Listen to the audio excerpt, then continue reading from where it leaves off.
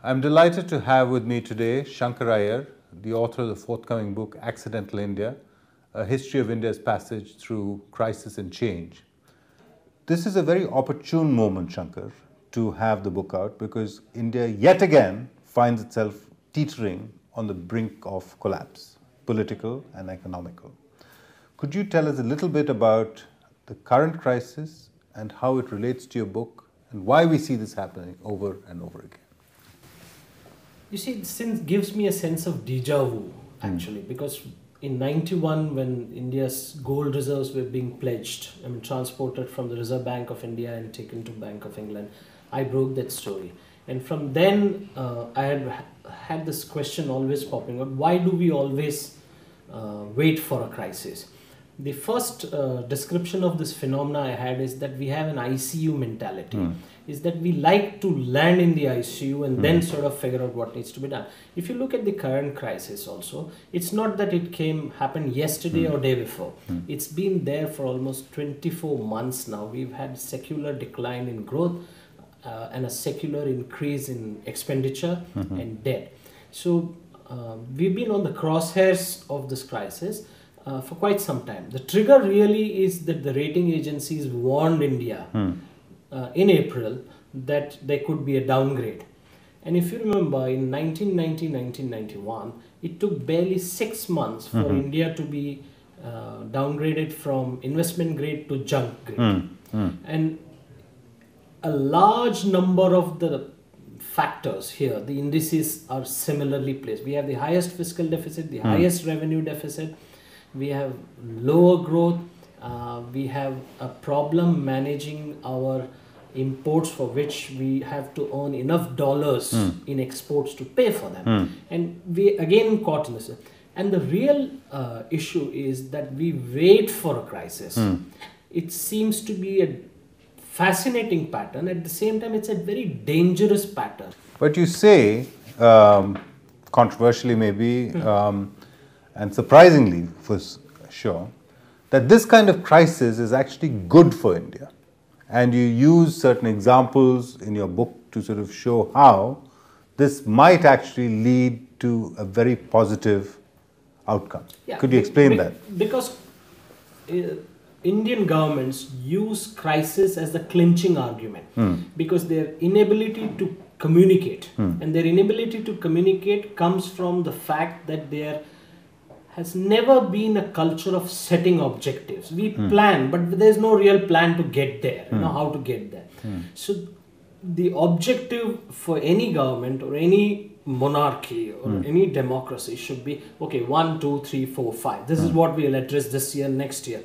And so if the objective is accepted by the large population, then the measures follow. It follows that they have to accept whatever needs to be done to get there. This communication doesn't happen. Even in the current crisis, if you say, there has been no discussion on the magnitude of the crisis that we face. So why I say that the crisis is good is because it ends indecision. It ends the kind of timidity. It ends pusillanimity in some sense, we love to stretch everything to the very last breaking point. And we want to imagine that we are a unique society. We are not. There is nothing unique about our diversity, about our scale, or about the complexity of our problems. Many countries have had similar problems. In 1966, Indonesia and India were placed at the same place. We had the similar rates of poverty, we had the similar rates of illiteracy, we had a similar change in regime. Suharto came to power in Indonesia and Mrs. Indira Gandhi came to power in India. Both of them were known for strong-willed being agents of change Both were also described variously at different times as being autocratic. By 1980, Indonesia had figured out ways to and bring down poverty, bring down illiteracy. And by 1990, Indonesia had barely 8% poverty. That's ridiculous. That's amazing. Yeah, and they did it because the objective and the people were taken along, and this was.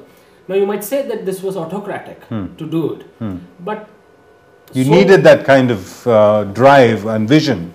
So was bank nationalization. Yes, indeed. It was driven by one person's idea of how to sort of control power, get the party and the government in that.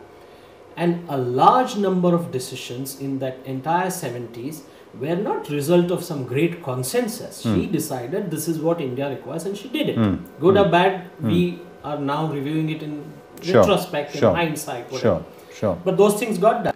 So if you had to sum up the future, given our past history, if you had to sum up the future in 2 sentences, what would you say? I think there has to be a greater amount of participation from people, and I don't mean sort of head to Jantar Mantar or Ramlila ground. I mean on a day-to-day basis, follow up on issues and get involved.